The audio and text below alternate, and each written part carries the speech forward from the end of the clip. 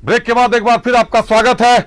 उलगुलान महारैली पर एक तरफ जहां आदिवासी संगठनों का समर्थन सामने आ रहा है, वहीं दूसरी तरफ दूसरे आदिवासी संगठन इसके विरोध में भी उतर रहे हैं। आपको सुनाते हैं दोनों आदिवासी संगठनों की बात। इंडिया गठबंधन के द्वारा जो किया जा रहा है, उस उलगुलान रैली में आदिवासी मूलवासी संगठन के लोग भी भाग लेंगे। और भाग इसलिए लेंगे, मैं कहना चाहता हूं, क्योंकि जिस तरह से जो देश की परिस्थिति बनी हुई है, ये देश की परिस्थिति ठीक नहीं है। ये फिर से देश गुलाम होने की ओर बढ़ रहा है। विरोध प्रदर्शन करते हुए प्रभात तारा जो मैदान है, उस प्रभात तारा मैदान में लोग जाएंगे और अपनी उपस्थिति दर्ज करेंगे। और वहां पर तमाम नेताओं के समक्ष हम लोग बात रखेंगे कि आदिवासियों को जो ज्वलंत जो मुद्दा है, जल जंगल जमीन से लेकर के सरना कोड को लेकर के, उनको बात को रखा जाएगा। चुनाव का दौर है, चुनाव अभियान है, ये रैली जुलूस आम बात है, इससे हमारा इनकार नहीं है। लेकिन हमारा सीधा सीधा कहना है, ये उलगुलान किसके लिए, उलगुलान किसके लिए न्याय? झारखंड में कोयला माफिया, बालू माफिया, पत्थर माफिया, जमीन माफिया, तमाम सरकार का तमाम विभागों में लूट मचा हुआ है। आदिवासी समुदाय त्राहिमाम कर रहा है। इंडिया अलायंस के लोगों को, उसका बड़ा पार्ट झारखंड मुक्ति मोर्चा कांग्रेस पार्टी यहां सरकार चला रही है, झारखंड में उसकी सत्ता है।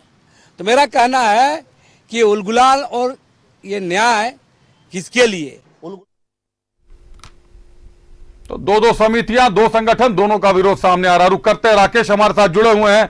राकेश, आदिवासी संगठन जो है, केंद्रीय सरना समिति जहां समर्थन कर रही है, वहीं लक्ष्मीकांत मुंडा की समिति इसका विरोध कर रही है। आपको बता दें कि केंद्रीय सरना समिति के लोगों पर ही केस भी दर्ज कराया गया है। रामनवमी के दौरान हेमंत सोरेन के समर्थन में उलगुलान न्याय यात्रा कहकर बाकायदा झांकी निकाली गई थी। जिला प्रशासन ने इसे आचार संहिता का उल्लंघन मानते हुए केस दर्ज कराया है और आज अजय तिर्की केंद्रीय सरना समिति के बैनर तले बाकायदा रैली का समर्थन करते हुए भी नजर आ रहे हैं। राकेश,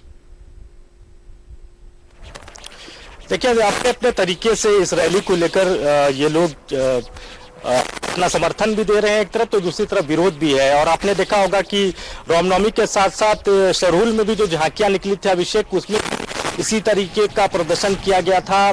पूर्व मुख्यमंत्री हेमंत सोरेन को सलाखों के पीछे दिखाया गया था और उसके बाहर ईडी और सीबीआई को दिखाने की कोशिश की गई थी।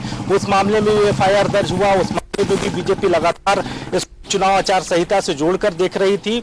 जो लोग थे उनकी गिरफ्तारी की मांग की जा रही थी।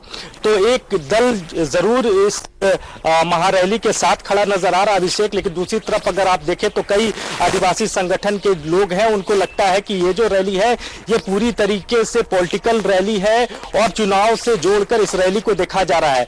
और शायद आप देखेंगे कि जब रैली होगी तो कहीं ना कहीं इंडिया अलायंस का झारखंड में एक तरीके से चुनावी शंखनाद होगा इसी रैली के माध्यम से, उसकी एक शुरुआत भी हो जाएगी। इसी तरीके से पॉलिटिकल रैली है, यही वजह है कि आदिवासी संगठन इसके साथ खड़े हैं, तो कुछ आदिवासी संगठन जो है वो इस रैली के विरोध में खड़े हैं। अभिषेक, बिल्कुल राकेश, बिल्कुल ठीक, आपने बिल्कुल सही कहा, करेक्शन भी कर दिया आपने। रामनवमी नहीं, दरअसल वो सरहुल का मौका था जब केंद्रीय सरना समिति ने जो झांकी निकाली थी, जो जुलूस निकाला था, उसमें हेमंत सोरेन को जेल के भीतर दिखाया था, दूसरी तरफ बिरसा मुंडा को जेल के भीतर दिखाया था और उलगुलान न्याय यात्रा का नाम दिया था। जेल का फाटक टूटेगा, हेमंत सोरेन छूटेगा। बहुत धन्यवाद राकेश, हमारे साथ जुड़ने के लिए, तमाम जानकारियों के लिए।